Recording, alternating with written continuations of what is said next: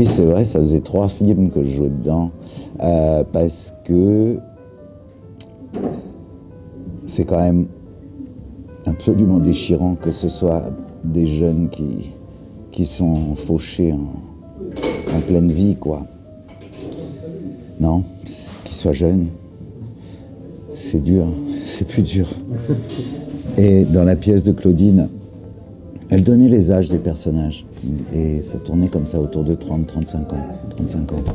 Et il se trouve que Vicky m'est apparu comme ça, vraiment, je crois, au bout d'un jour et demi que j'étais en train de faire un travail d'archéologue sur le texte de Claudine Galéa, de cette pièce qui n'a jamais été jouée, que j'ai eu envie de voir s'il y avait pour y trouver du cinéma là-dedans.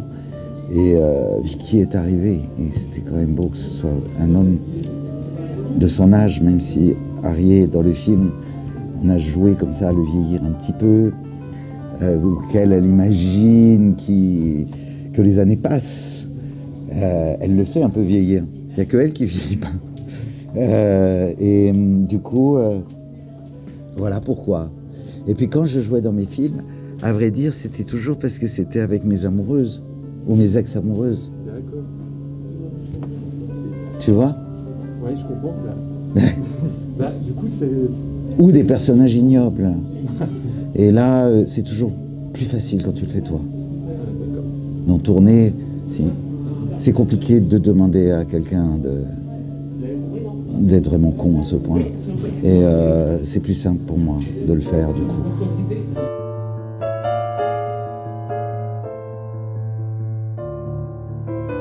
Ben, Jeanne, c'était lié à Barbara, à notre vie commune il y a si longtemps. Chaque film, quand même, le bonheur de faire des films, c'est que tu renais de tes cendres, non?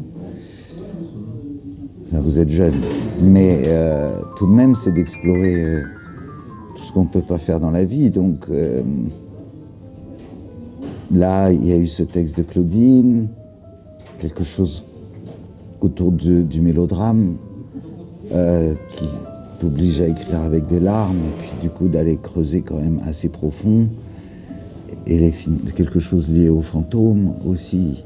Donc c'était des genres cinématographiques. Ça me semblait possible de faire entrer ça dans des genres cinématographiques. Et comme Vicky est arrivé, Arié est arrivé, il était évident que le piano qui était présent dans le texte de Claudine, avec cet objet qui lie la mère et la fille, c'était beau si c'était des vrais pianistes. Donc on est parti à la rencontre de vrais pianistes. Et puis de garçons un peu plus taciturnes. Et voilà. Et il y a très peu d'acteurs dans le film, c'est tout, hein, sinon. Il y a Aurélia Petit quand même, puisqu'il y avait une scène de station-service, comme dans Tournée. Donc c'est Aurélia. J'ai inventé ça 2 jours avant, j'ai appelé Aurélia, elle a pris un train. Et je dis c'est pas écrit, mais viens, puis on verra ce qu'on fait. Et comme souvent, c'est des scènes écrites au dernier moment. Il y a beaucoup de gens de l'équipe qui jouent. Parce qu'il n'y a pas le temps de faire venir des acteurs. Donc, voilà.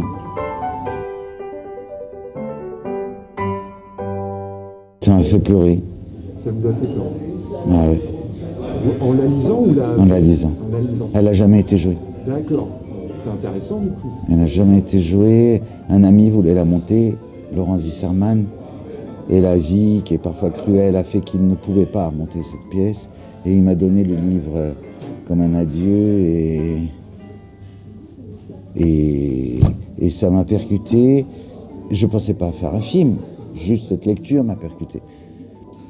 Après, quand des productrices avec qui je travaille beaucoup, qui avaient déjà produit Tournée, Laetitia Gonzalez et Yael Fogiel, les films Poissons, on demandait, bon ben alors, qu'est-ce que tu as en magasin? Je voyais qu'il y avait ce truc-là qui me hantait un peu. Je leur ai fait lire, et puis du coup, voilà. Ça les a attrapés aussi, alors j'ai commencé à... En Bretagne, là où je vis, et dans la maison, j'ai commencé à voir, comme je te disais tout à l'heure, tu vois, à voir où il y aurait du cinéma. Et ça a explosé, quoi. Et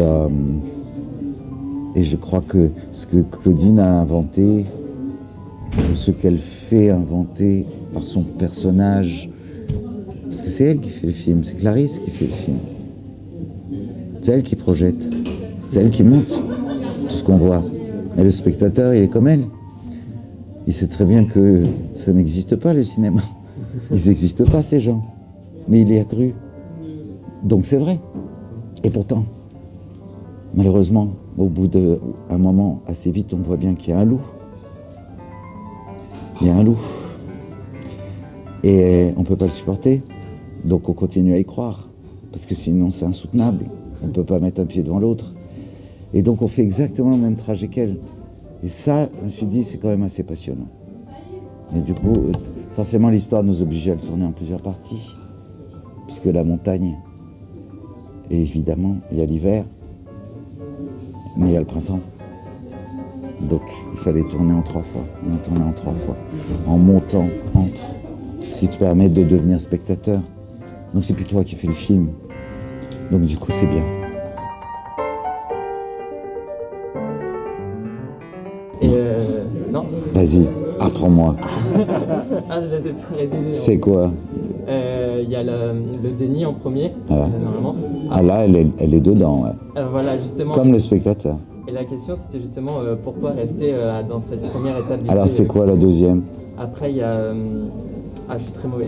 L'acceptation, Voilà. Il y a l'oubli, l'acceptation, c'est une la étape. colère. Il y a la colère qui arrive après le déni. Il y a la colère. Il y a la colère aussi un peu. Mais vous êtes vraiment sur les toutes premières étapes du deuil, qui est un peu les étapes descendantes, on va dire, de voilà, déni, colère. C'est-à-dire qu'en fait, ça se passe sur très peu de temps, le film. On en discutait. Si tu essayes de le remettre à l'endroit,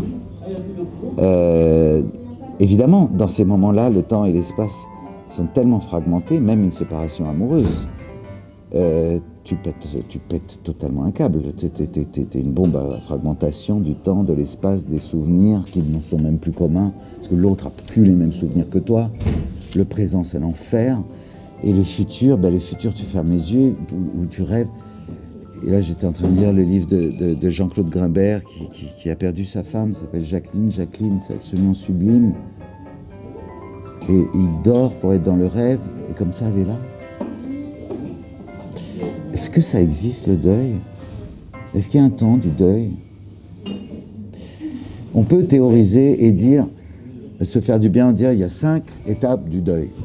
Mon cul, oui. Il n'y a rien, il n'y a que le manque.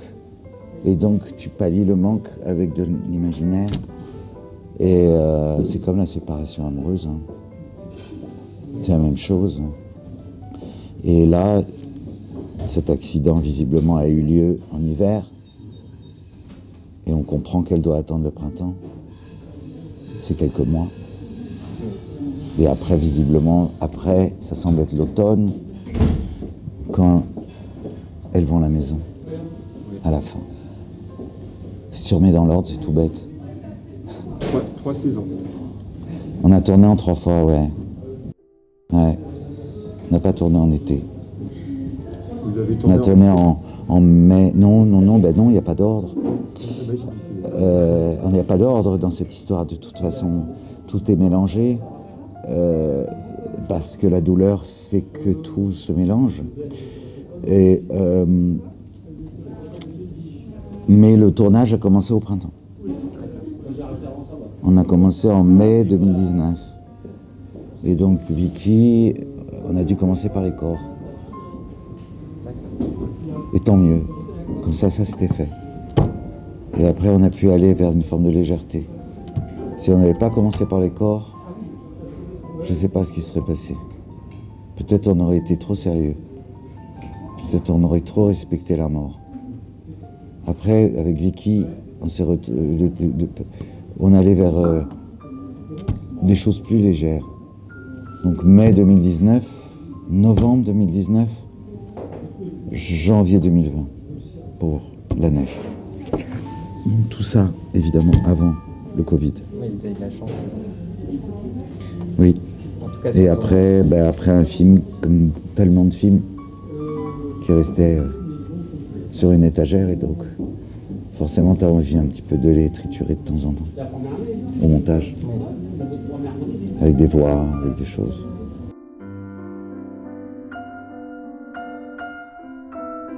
Ce qui me bouleverse, c'est son geste d'imagination, c'est plutôt sa vivacité. J'aime bien sa ludicité, elle a presque de l'humour des fois, elle fait des blagues pas très drôles même. Quand elle fait dire à sa fille, et moi mon piano il arrive quand, faut que j'attende le dégel. Tu vois, elle imagine des trucs, alors qu'elle est en train de coudre des trucs dans la doublure de sa famille qui est morte, ou dont elle n'a pas encore les corps. Donc elle a une espèce de niaque, quoi. Et le deuil c'est quelque chose, je crois, dont elle se méfie même. Parce que ça peut être associé à l'oubli. Et l'oubli, c'est culpabilisant. Ou l'oubli de quoi, en fait? L'oubli de la douleur que j'éprouve, donc il vaut mieux que je les efface. Comme ça, moi, je peux continuer à vivre. C'est pas son truc. On peut vivre avec. Les dialogues, et on dialogue parfois beaucoup mieux avec les absents.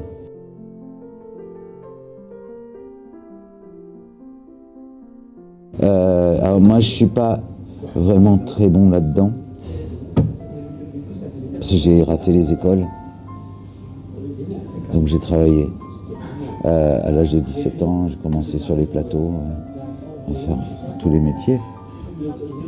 On oublie, enfin les gens pensent que je suis acteur, mais en fait j'ai commencé à 17 ans derrière la caméra.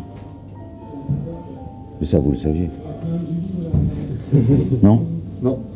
Oh putain, vous faites pas votre boulot. On a parlé tout à l'heure. Non, j'ai pas commencé comme acteur, j'ai commencé à... Je savais. Voilà, assistant monteur, la régie, tout ça. Et puis après c'est Arnaud Desplechin qui a trouvé ce truc de jouer. Mais